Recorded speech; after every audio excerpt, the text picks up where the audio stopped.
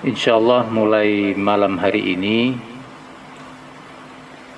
kita berada pada hari Senin malam Selasa 8 Jumada al-Ula 1443 Hijriah. Kita insyaallah akan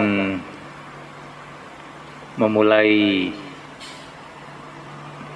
dars kitab Masail al-Jahiliyah allati khalafa fiha Rasulullah sallallahu alaihi wasallam ahlal jahiliyah, karya al-Imam al-Mujaddid Muhammad bin Abdul Wahhab An-Najdi rahimahullahu ta'ala. Kitab ini adalah kitab yang sebenarnya ringkas atau mukhtasar, mudah untuk difahami oleh kaum muslimin secara umum. Beliau memang menulisnya dengan uslub atau cara dan metode yang mudah dan tertib untuk lebih memudahkan kaum muslimin memahami masail atau permasalahan-permasalahan yang akan beliau sampaikan padanya. Kitab ini sesuai dengan judul yang sudah disebutkan, yaitu Masail al-Jahiliyah allati khalafa fiha Rasulullah sallallahu alaihi wasallam ahlal jahiliyah. Maknanya berbagai permasalahan jahiliyah yang Rasulullah sallallahu alaihi wasallam menyelisihi kaum jahiliyah pada permasalahan-permasalahan tersebut.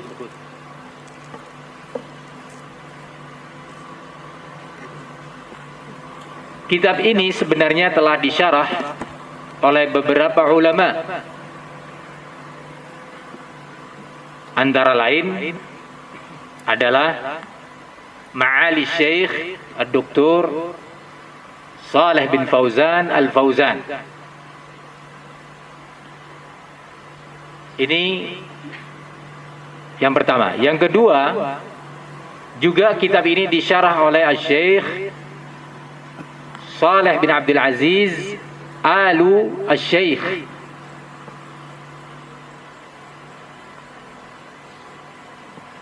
Sebelum kedua ulama yang tersebut barusan, kitab ini juga telah disyarah oleh Allamatul Iraq, Allamatu al-Iraq, seorang ulama besar dari negeri Irak, wa huwa Mahmud Shukri Al-Husaini Al-Alusi. Mahmud Shukri Al-Husaini Al-Alusi, lebih dikenal dengan Al-Imam Al-Alusi. Beliau punya sekian banyak karya, antara lain kitab tafsir yang dikenal dengan Tafsir Al-Alusi. Dan ada beberapa syarah lainnya yang satu dengan lainnya saling melengkapi. Sesuai dengan judul dan nama kitab ini, yaitu Masail al-Jahiliyah. Masail jam'u mas'alah, jamak dari kata mas'alah. Masail al-Jahiliyah, permasalahan-permasalahan yang diberi sifat dengan sebutan al-Jahiliyah, baik dari sisi akidah mereka, bagaimana mereka berakidah, sisi keimanan, bagaimana mereka beriman, cara mereka beriman baik kepada Allah, kepada yaumil akhir, atau akidah mereka terkait sifat-sifat Allah, akidah mereka terkait risalah yang dibawa oleh para nabi, atau juga masail jahiliyah dalam bab peribadatan, al-ibadat. Bagaimana dahulu ahlul jahiliyah beribadah, bagaimana cara ibadah mereka. Begitu juga manhaj dan metode berpikir mereka, manhaj mereka dalam menyikapi berita-berita gaib, manhaj mereka dalam menyikapi berita dari Rasul alaihi salatu wassalam dan perintah-perintah para nabi, dan juga masail jahiliyah terkait as-suluk wal akhlaq, akhlak mereka dan adat atau adab-adab mereka, yang semua itu khalafa fiha Rasulullah sallallahu alaihi wasallam, yang Rasulullah menyelisihi mereka. Akan disebutkan oleh al-muallif al-allamah al-mujaddid Muhammad bin Abdul Wahhab an-Najdi rahimahullah, masail tersebut disebutkan oleh Syekh Shalih Al-Fauzan bahwa kitab ini tashtamilu ala 128 mas'alah, 128 permasalahan, 128 mas'alah istakhlasaha rahimahullah minal kitabi was sunnah wa aqwali ahli ilmi, yang beliau mengintisarikan 128 permasalahan ini diintisarikan oleh al-Imam An-Najdi dari al-adillah al-Qur'aniyah dan as-sunnah. Juga yang ketiga, aqwal ahli ilm, aqwal ahli ilm. Sebelum al-Imam Muhammad bin Abdul Wahhab, kurang lebih 4 hingga 5 abad sebelumnya, sebelum beliau lahir, telah menulis Syekhul Islam Ahmad bin Abdul Halim bin Abdul Salam Al-Harrani al-ma'ruf bi Ibn Taymiyah. Ibn Taymiyah, Ahmad bin Abdul Halim bin Abdul Salam Al-Harrani Abu Al-Abbas rahimahullahu ta'ala telah menulis sebuah karya yang semakna dengan kitab yang ada di hadapan kita ini. Judul kitab karya Ibn Taymiyah dalam bab ini adalah Iqtida' as-siratil mustaqim li mukhalafati ahli al-jahim. Iqtida' as-sirat al-mustaqim, upaya untuk mengamalkan dan mengikuti jalan yang lurus dalam rangka menyelisihi ashabil jahim, para penghuni neraka al-jahim, an-nar, wahum al-kuffar. Siapa ahlul jahiliyah yang dimaksud oleh muallif akan dijelaskan. Siapa mereka ahlul jahiliyah? Tapi sebelum itu penting kita mengetahui ad-dawafi' allati tadfa'una ila dirasati mithli hadzal kitab atau mithl hadhihi al-masail. Motivator, pendorong yang mendorong kita untuk mempelajari karya semisal ini atau masail al-jahiliyah. Apa yang mendorong kita untuk kita belajar yang semisal ini? minad dawafi', di antara motivator yang mendorong kita adalah al-awwal,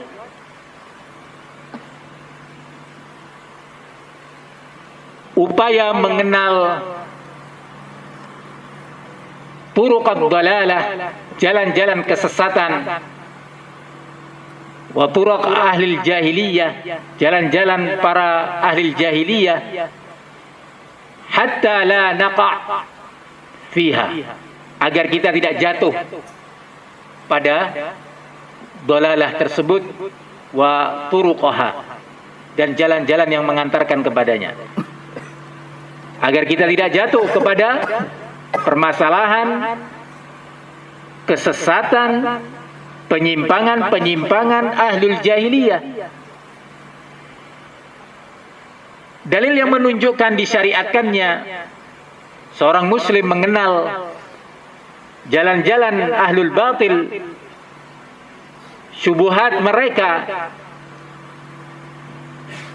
permainan dan makar mereka, kejahatan-kejahatan yang mereka lakukan adalah hadis Hudzaifah ibn al-Yaman fima rawahu al-Bukhari wa Muslimun, atau hadis yang muttafaqun alaih dari sahabat Hudzaifah ibn al-Yaman. Ini yang pertama. Beliau mengatakan, kana an-nas yas'aluna Rasulullah sallallahu alaihi wasallam 'anil khair wa kuntu as'aluhu 'anil syarr. Dahulu para sahabat senang dan suka bertanya kepada Rasulullah tentang kebaikan-kebaikan, tentang al-khair, tentang al-haq, baik dalam bidang iman, dalam bidang akhlak, dalam bidang ibadat. Senang para sahabat bertanya tentang itu, dan itu suatu kebaikan. Wa kuntu as'aluhu 'anil syarr. Tapi aku, kata Hudzaifah, dahulu mengkhususkan pertanyaan kepada Rasulullah tentang kejelekan-kejelekan, kejahatan-kejahatan atau kemungkaran-kemungkaran. Apa yang mendorong Hudzaifah ibn al-Yaman radhiyallahu anhu melakukan hal ini? Berbeda dengan sahabat yang lainnya, dan itu dibenarkan oleh Nabi. Tidak dilarang, karena itu perkara yang penting. Kata Hudzaifah, makhafata an yudrikani, karena kekhawatiran perkara-perkara jelek dan kejahatan itu, penyimpangan dan kesesatan tersebut datang menemui aku. Maksudnya dalam keadaan aku nggak tahu bahwa itu adalah sebuah kemungkaran, bahwa itu sebuah penyimpangan, sehingga aku harus belajar ta'allum dengan bentuk soal an-Nabi alaihi salatu wassalam, bertanya kepada Rasulullah sallallahu alaihi wasallam tentang asyar, tentang kejelekan, tentang kesesatan, trik-trik kesesatan dan ahlul dhalal. Ini yang pertama. Kita juga demikian, mendengar ahlul jahiliyah dicela oleh Allah Subhanahu wa taala, cara beriman mereka, kesyirikan yang mereka lakukan, kesombongan yang mereka lakukan, perpecahan yang mereka lakukan, penipuan-penipuan yang terjadi di tengah mereka, peribadatan-peribadatan yang mereka lakukan yang tidak dicontohkan oleh para nabi-nabi yang diutus kepada mereka. Ditambahkannya berbagai muamalah dan akidah dalam agama mereka, sehingga lambat laun agama mereka berubah dari yang Allah turunkan. Allah mencela itu semua, dan Rasul alaihi salatu wasallam juga demikian. Kalau kita tidak mengenal bagaimana kesesatan dan penyimpangan serta kejahatan ahlul jahiliyah, tanpa dirasa, tanpa diinginkan, kita jatuh kepadanya. Wa hadza min bab qaulil qail. Apa yang dikatakan oleh Hudzaifah ini juga tersimpulkan dalam sebuah syair yang mengatakan, araftu syarra la lisyarri walakin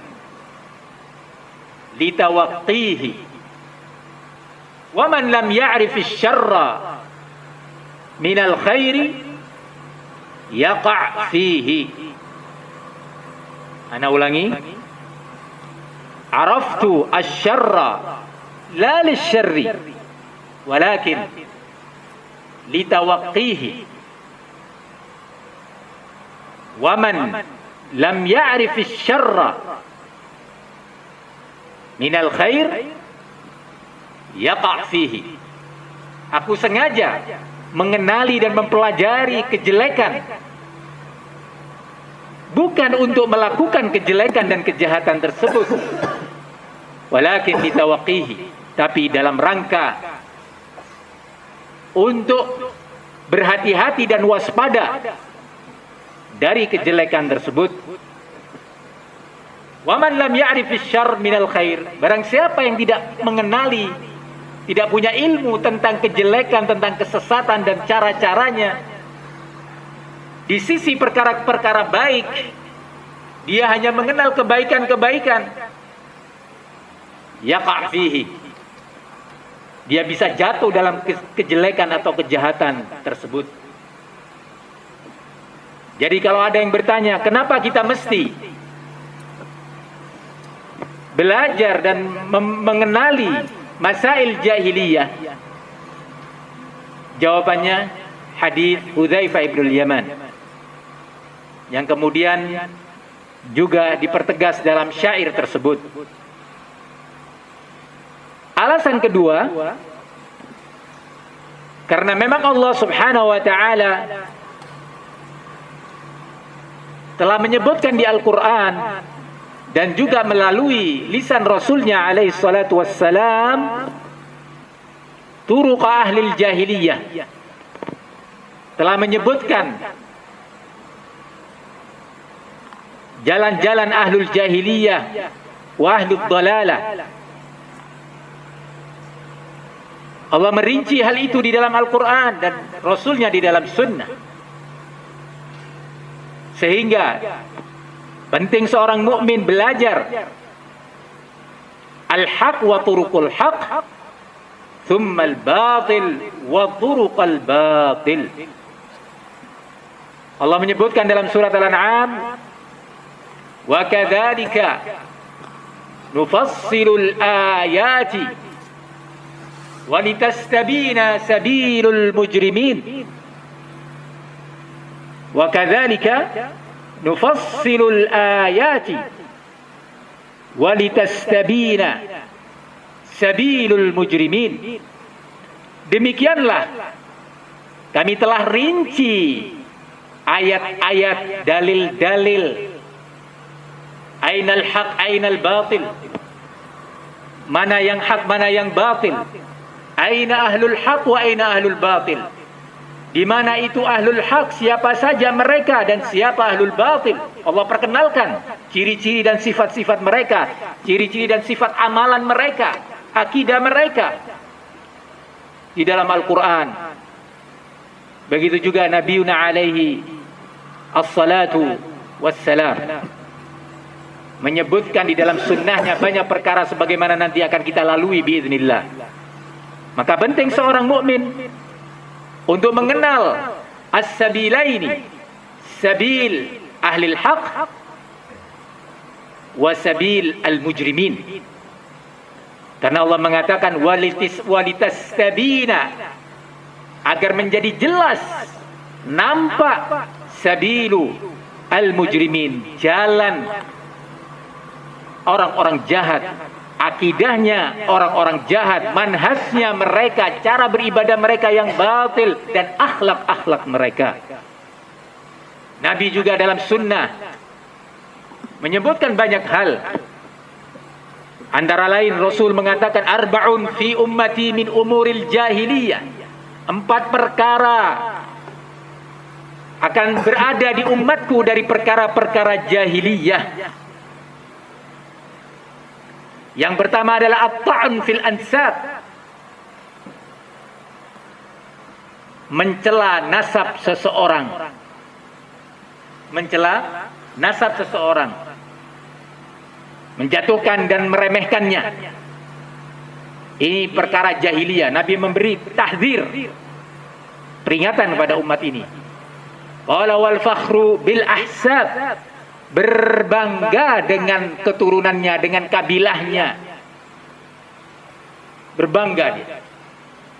Baik terucap dengan lisannya ataupun dari gerak-gerik fisiknya dan cara berjalannya dan cara memandangnya. Berbangga dengan nasabnya, dengan kabilahnya. Ini termasuk umurul jahiliyah. Wan niyaha 'alal mayyit, meratapi mayat, meratapi jenazah. Wal istisqa bin nujum, dan upaya meminta turunnya hujan melalui an-nujum, bintang-bintang. Ramalan-ramalan melalui bintang, dan seterusnya. Pembahasan ini dalam kitab Tauhid. Tapi asyahid di sini bahwa Rasulullah memberi tahdzir. Begitu juga hadis sahabat Abi Dzarr radhiyallahu anhu, diriwayatkan oleh Imam Al-Bukhari wa Muslim. Kalau hadis tadi juga diriwayatkan Imam Bukhari wa Muslim. Abu Dzarr radhiyallahu anhu disebutkan oleh Syekh Shalih Al-Fauzan, qala wa li hadza lamma sami'a an-nabiy sallallahu alaihi wasallam rajulan yu'ayyir akhahu biqauli ya ibn as-sauda. Abu Dzarr di suatu hari, yang menceritakan ini Abu Dzarr sendiri setelah wafatnya Nabi. Beliau bercerita sebagai bentuk amanah ilmu. Amanah, walaupun itu mengenai dirinya. Walaupun marahnya Rasulullah itu mengenai beliau radhiyallahu anhu, Abu Dzarr Al-Ghifari Al-Mujahid alladzi la yakhafu fillah laumata laim. Seorang yang enggak pernah gentar di jalan agama Allah, celaan orang-orang yang mencela, terus berjalan. Tapi ketika ada sebuah ilmu yang harus didengar dan diketahui oleh umat, walaupun ilmu itu adalah mengenai dirinya, kalau kata orang sekarang merugikan dirinya, nama baiknya, kehormatannya, kata orang-orang yang tidak beriman atau beriman dengan iman yang dhaif, yang lemah. Tidak demikian Abu Dzarr bercerita, beliau menyampaikan di suatu hari bahwa beliau mencela salah seorang budak yang di bawah asuhannya, di mana ibu budak ini tadi seorang ajamiyah, non Arab, ajamiyah. Karena ada peristiwa, manusia biasa, Abu Dzarr juga manusia biasa dengan segala keutamaan dan fadilahnya. Bisa lalai, bisa lupa, bisa marah. Karena sebuah kejadian, akhirnya Abu Dzarr menyatakan ayyartuhu bi ummi, aku cela dia dengan mencela ibunya, ya ibnas sauda, wahai putra budak wanita yang hitam. Sampai berita ini kepada Nabi alaihi salatu wassalam. Maka Nabi memberi pendidikan dengan teguran yang keras. Qala lahu innaka mrun fika jahiliyah. Sesungguhnya engkau wahai Abu Dzarr seseorang yang padamu ada sifat dan karakter jahiliyah. Hadha sahabil jalil al-Arabi, ketika jatuh pada kesalahan, dan itu merupakan salah satu khisal, salah satu sifat dan tipikal ahlul jahiliyah, Rasulullah marah dan mengingatkannya. Rasulullah mentahdzir secara rinci cara-cara ahlul jahiliyah. Begitu juga hadis man mata wa laysa fi unuqihi bai'ah mata mitatan jahiliyah. Barang siapa yang mati dalam keadaan belum berbaiat kepada pemerintahnya, as-sam'u wa ta'ah, sungguh matinya dia dalam keadaan cara matinya orang-orang jahiliyah. Karena di antara karakter dan tipikal ahlul jahiliyah tidak mau berbaiat kepada waliul amr, mau bebas. Nanti akan dijelaskan oleh Syekh salah satu permasalahan dari 128 permasalahan. Jangan sampai kita meniru cara-cara mereka.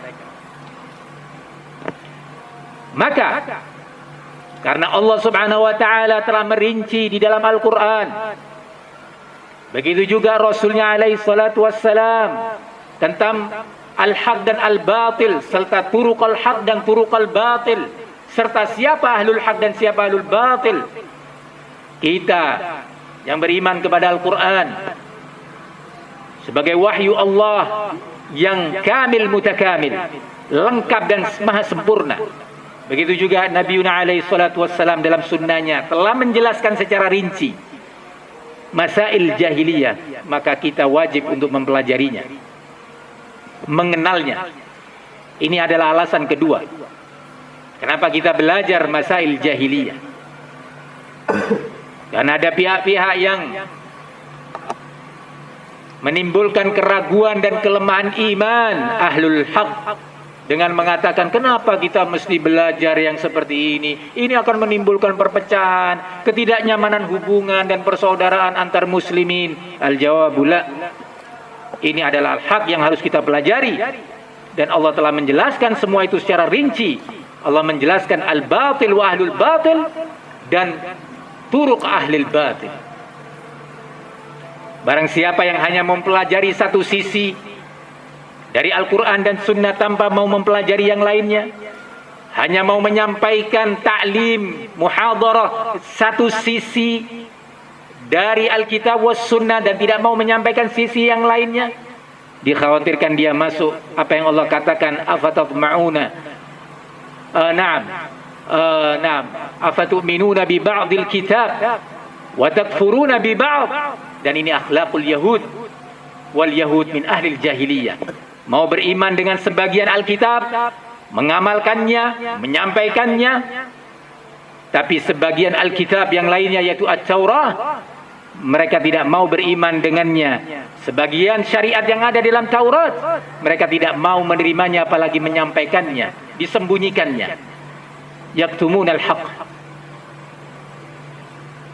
Maka ini adalah alasan kedua. Alasan ketiga, Nabiuna alaihi salatu wassalam telah memperingatkan umatnya dari sikap mengikuti atau menyerupai ahlul jahiliyah, dan mengabarkan kepada kita bahwa pasti umat ini akan mengikuti jejak ahlul jahiliyah. Sebuah berita yang pasti, sebuah berita yang sumbernya adalah wahyu. Fala budda min wuqu'ihi. Maka menjadi sebuah kepastian dan keharusan untuk terjadi. Di antaranya Rasulullah mengatakan, la tattabi'unna sanana man kana qablakum. La tattabi'unna sanana man kana qablakum shibran bi shibrin wa dhira'an bi dhira'in hatta law dakhalu juhra dabbin la dakhaltumuhu. Qulna al-yahud wan nasara ya Rasulullah. Qala faman. Perhatikan tahdzir Nabi dari sebuah keadaan yang menyedihkan ini. Berita, khabar, tetapi yufidut tahdzir wa yufidun nahyi an dzalik. Berita, tetapi dia mengandung makna peringatan keras agar umat ini tidak melakukannya. Memang khabar, tetapi makna dan maksudnya adalah larangan kepada umat ini untuk melakukan perbuatan itu. Kata Nabi, la tattabi'unna Lam di sini adalah lamul qasam. Qasamun mahdhuf. Lam di sini adalah jawabul qasam. Sebagai jawaban terhadap sebuah sumpah yang mahdhuf sebelum kalimat tersebut, seolah-olah at-takdir wallahi latattabi'unna. Jadi berita ini didahului dengan sebuah sumpah, qasamun wa halaf li ifadati ta'kid, yang berfungsi untuk penegasan. Dimulainya aja sudah dengan penegasan. Qala latattabi'unna, adanya nun taukid. Wa hiya kadzalik litta'kid, untuk menegaskan bahwa apa yang akan diberitakan oleh Nabi ini pasti terjadi. Sanana man kana qablakum, sungguh-sungguh demi Allah pasti kalian akan mengikuti jejak sunnah. Sanan jamak daripada sunnah, boleh dibaca dengan sunana. Sunnah-sunnah orang-orang atau kaum sebelum kalian. Shibran bi shibrin, sejengkal demi sejengkal. Wa dhira'an bi dhira', dan sehasta demi sehasta. Ini juga sebagai takkid, sebagai penegasan bahwa umat ini benar-benar akan meniru ahlul jahiliyah, akan mengikuti. Seorang muslim yang ada rasa takut kepada Allah, ada rasa takut terhadap keselamatan iman dan manhajnya dan akidahnya, dia mendengar hadis ini takut, dan dia akan mencari jalan, cara dan upaya menyelamatkan dirinya dari yang ditahdzir oleh Nabi, diperingatkan oleh Nabi dengan bentuk peringatan yang keras. Tapi al-munafiq la yubali. Man kana fi qalbihi nifaq, dengar hadis seperti ini santai aja dia, nggak merasa ada kekhawatiran. Jangan-jangan akhlakku telah meniru akhlak ahli jahiliyah. Jangan-jangan dalam akidahku sudah ada bentuk-bentuk akidah jahiliyah. Nggak peduli. Tapi al-mu'min wa'alahum as-sahabah ridwanullah alaihim jami'an, mendengar hadis seperti ini, yakhafuna ala anfusihim, mereka takut dan khawatir terhadap keselamatan diri mereka. Naam. Shibran bi shibrin wa dhira'an bi dhira'. Dalam riwayat lain disebutkan hadzwal qudzati bil qudzah, bahwa umat ini pasti akan mengikuti jejak umat sebelumnya. Hadzwal qudzah bil qudzah. Al qudzah adalah bulu yang ada pada panah, anak panah. Tahu anak panah itu? Di bagian belakangnya ada semacam risha. Ya. Risha ini nggak akan pernah berbeda arah dengan kepala panah. Panah ke kiri dia akan kiri, ya lurus akan lurus, ya ke kanan akan ke kanan. Nah, qudzah ini begitu juga anak panah berikutnya.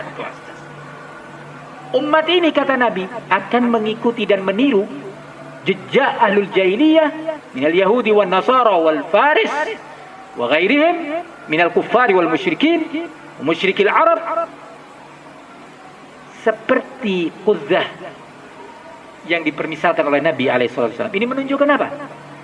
Pasti terjadi, dan bentuk peniruan dan menyerupai mereka betul-betul mirip. Nah, Nabi memberi peringatan dalam sekian riwayat. Dalam riwayat lain, hadwan na'li bin na'al, seperti arah terompa atau sendal dengan sendal yang berikutnya. Orang berjalan, kalau yang kanan maju, yang kiri akan maju. Terus begitu. Umat ini akan mengikuti jejak ahlul jahiliyah seperti itu. Penting kita mempelajari sekian masail yang disebutkan oleh Syekh Al-Mujaddid rahimahullah untuk kita tahu agar kita tidak jatuh padanya dan kita menjadi seorang hamba yang takut kepada Allah Subhanahu wa taala dan banyak berdoa memohon perlindungan kepada Allah minal fitan ma dhahara minha wa ma batan. Itu beberapa alasan yang mendorong kita untuk mempelajari kitab ini hingga nanti adanya antum sudah memiliki insyaallah kitab ini, kita akan mulai memasuk ke muqaddimah al-muallif biidznillah taala. Ada pertanyaan insyaallah dijawab dalam kesempatan berikutnya biidznillah taala. Wassallallahu wasallam wa barak ala nabiyyina Muhammad wa ala alihi wa sahbihi wasallam walhamdulillahi rabbil alamin.